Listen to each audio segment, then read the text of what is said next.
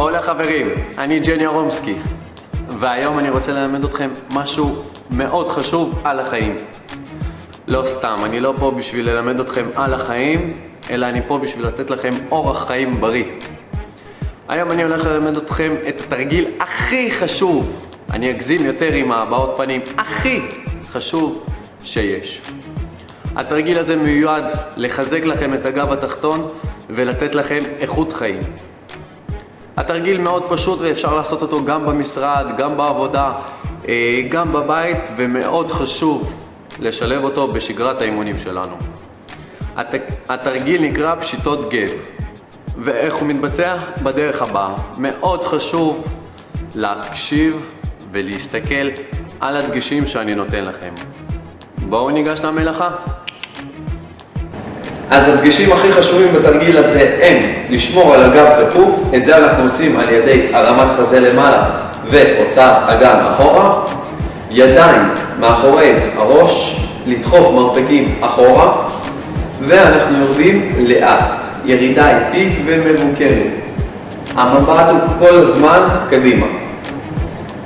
ירידה איטית ועלייה איטית.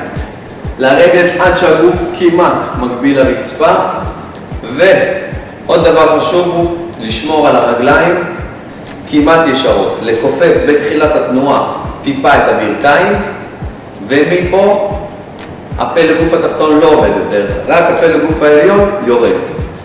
ירידה ועלייה. לדחוף מרפקים החוצה זה מאוד עוזר לשמור על הגב זקוף.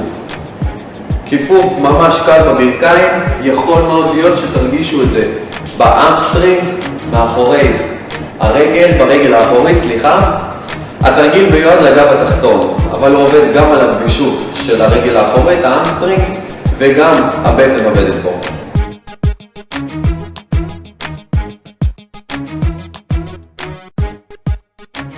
מרפקים אחורה, מבט קדימה, אגן אחורה, חזה למעלה, ואנחנו יורדים לאט.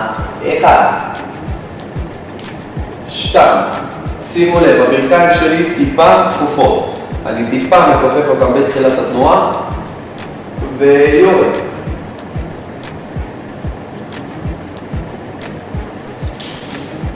אלה היו פשיטות גב, תרגיל מעולה לגב התחתון, תרגיל מעולה לשיקום הגב. למי שיש כאבי גב, בעיות גב, מאוד חשוב לעשות את התרגיל לאט עם כל הדגשים שנתתי. זהו להיום.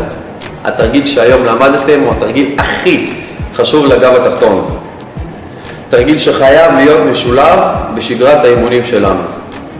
בין אם אנחנו מתאמנים מתחילים ובין אם אנחנו מתאמנים מתקדמים, מקצועיים אפילו. התרגיל הזה מאוד ישפיע על איכות החיים שלנו. למי שמאוד קל לעשות את התרגיל עם משקל הגוף, אפשר להוסיף מוט. את המוט שמים על הכתפיים מאחורה ויורדים. זהו להיום, אז אם אהבתם את הסרטון, שתפו אותו, יש תגובות למטה, אני אשמח לשמוע את התגובות שלכם. תנו לי לייק, שתפו את הסרטון, תעזרו גם לחברים שלכם להפיק תועלת מהסרטון. שיהיה לכם המשך יום מעולה. צ'או!